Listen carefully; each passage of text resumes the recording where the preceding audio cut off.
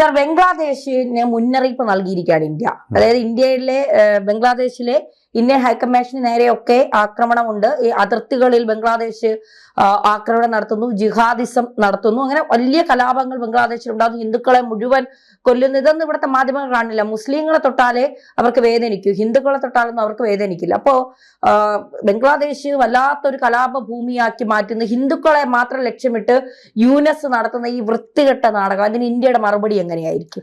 ഇന്ത്യയുടെ മറുപടി എന്ന് പറഞ്ഞാൽ ശക്തവും അതുപോലെ തന്നെ ഒരിക്കലും അവർക്ക് പിന്നെ ഒരാക്രമണം നടത്താൻ ശേഷിയില്ലാത്തതുമായിരിക്കും. കാരണം കംപ്ലീറ്റ് ചെയ്യും, ഒരു സംശയവുമില്ല. ഒരു ചൈനയും വരത്തില്ല. ഇവരെന്തോ വിചാരിച്ചിരിക്കുക ചൈന ഇങ്ങോട്ട് വന്ന് തടുക്കാൻ വരുമെന്ന്. ഒരിക്കലും ഇല്ല. ചൈന അവിടെ നിൽക്കും, ചെറുത്ത വരച്ച വരയിൽ ഇന്ത്യ നിർത്തും, ഒരു സംശയമില്ല. ഡിപ്ലോമസി കൊണ്ടും അതുപോലെ തന്നെ ഇന്ത്യയുടെ ആയുധ ശേഷി കൊണ്ടും.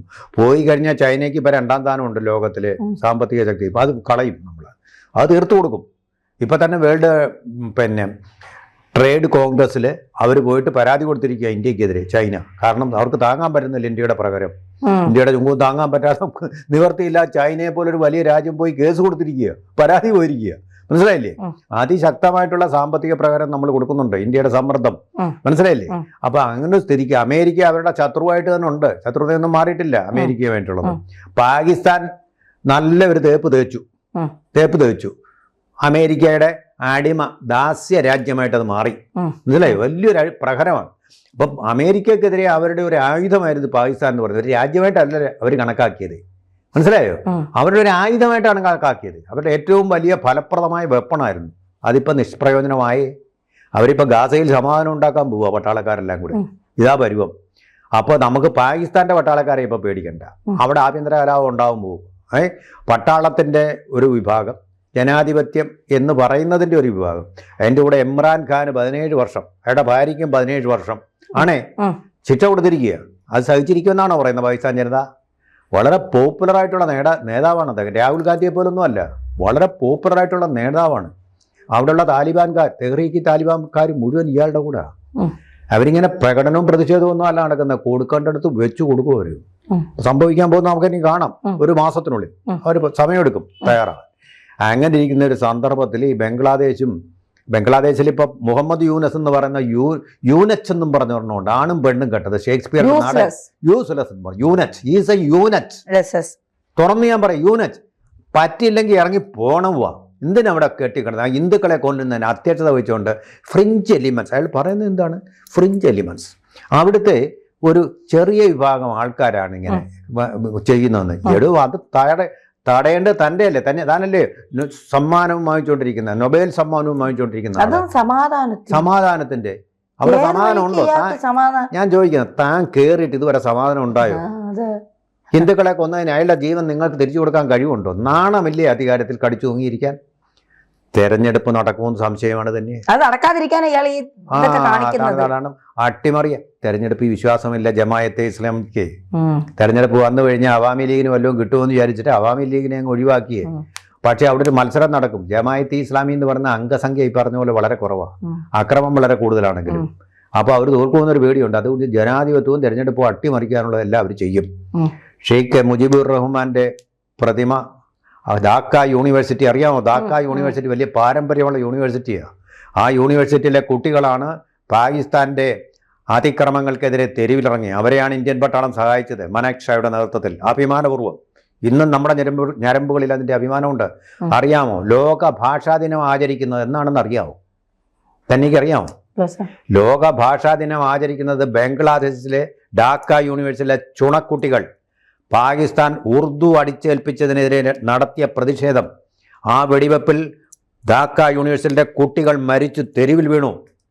അതിൻ്റെ ആ ഓർമ്മയ്ക്ക് വേണ്ടിയിട്ടാണ് ലോകം മുഴുവൻ ലോക മാതൃഭാഷാ ദിനം ആചരിക്കുന്നത്. നമ്മളും ചുണക്കുട്ടികൾ, അത്ര മഹത്തായ പാരമ്പര്യമുള്ള ആ യൂണിവേഴ്സിറ്റിയുടെ ഓഡിറ്റോറിയത്തിൽ അതിൻ്റെ വശത്ത് നമ്മുടെ മുമ്പിലിരിക്കുന്ന ക്യാമറ പോലെ ഉണ്ടായിരുന്ന പ്രതിമയാണ് മുജിബുർ റഹ്മാൻ്റെ പ്രതിമ. ഷെയ്ഖ് മുജിബുർ റഹ്മാൻ എന്ന് പറഞ്ഞ ബംഗബന്ധുവിൻ്റെ, ഇന്ത്യയുടെ ബന്ധുവിൻ്റെ പ്രതിമ.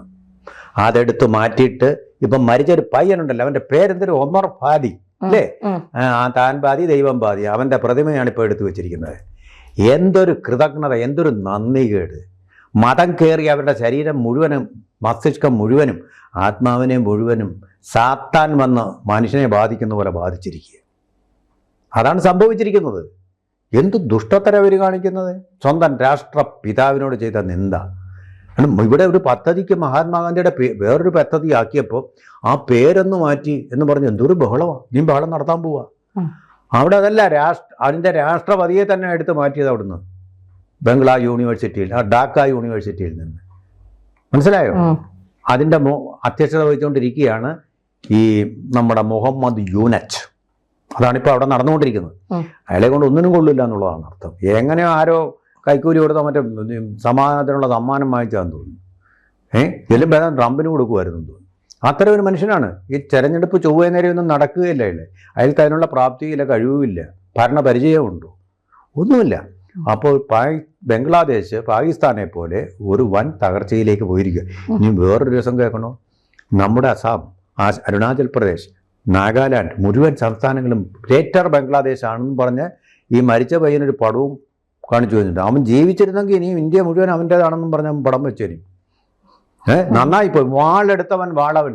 ഈ അക്രമമൊക്കെ നടത്തി ഹിന്ദുക്കളെയും മറ്റും തെരുവിൽ കൊല്ലുന്നവനും ഒക്കെ ഓർക്കണം, ഒരു നാൾ നിങ്ങളും ഇതുപോലെ കൊല്ലപ്പെടുമെന്ന് ഓർക്കണം. പിന്നെ എന്ത് വിചാരിച്ചായിരിക്കുന്നത്? നിങ്ങൾ വേറൊരാളെ കൊല്ലുമ്പോൾ നിങ്ങൾ കൊല്ലപ്പെടും. അത് തന്നെ, വാളെടുത്തവൻ വാളാൻ.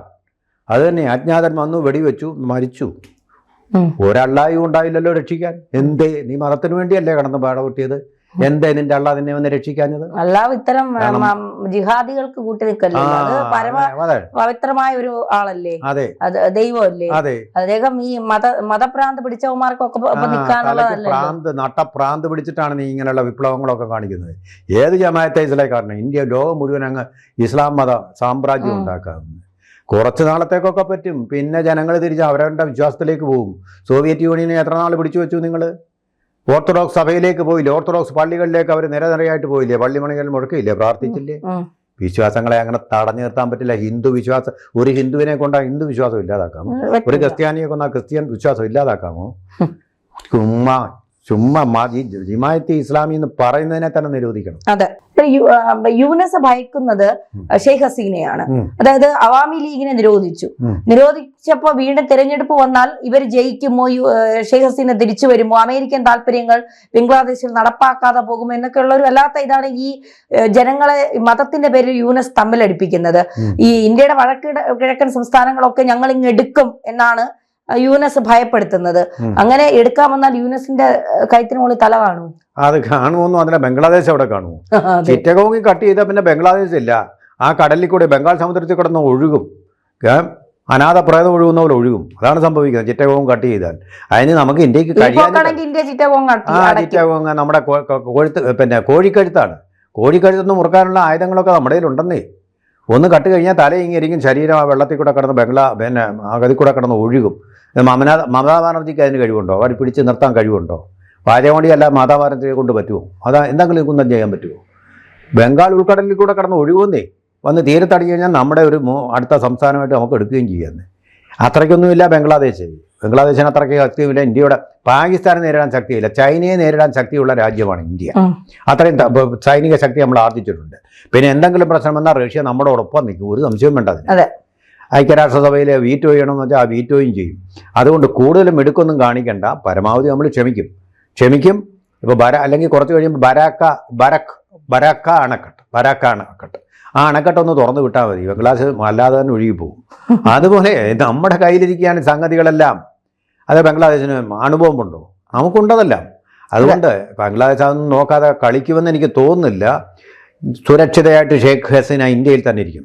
ഇപ്പം പിന്നെ തസ്ലീമ നസ്രീൻ എഴുതിയിട്ടുണ്ട് കേട്ടോ, ബംഗ്ലാദേശിൽ നടക്കുന്ന ഹിന്ദു കൊലപാതകങ്ങളെ കുറിച്ച്. അവർ ലജ്ജ എന്നുള്ള പുസ്തകം എഴുതി, അതിനാണ് അവിടുന്ന് അവരെ നാട് കടത്തിയത്. നമുക്കറിയാമല്ലോ അപ്പോൾ ഇവൻ്റെയൊക്കെ ആ തീവ്ര മതവികാരം എത്രമാത്രമാണെന്ന്. വീണ്ടും അവർ എഴുതിയിട്ടുണ്ട്, ഇപ്പോൾ നടക്കുന്ന കൊലപാതകങ്ങളെക്കുറിച്ച് തസ്ലീമ നസ്രീൻ വീണ്ടും എഴുതിയിട്ടുണ്ട്, ധൈര്യപൂർവ്വം വീണ്ടും എഴുതിയിട്ടുണ്ട്.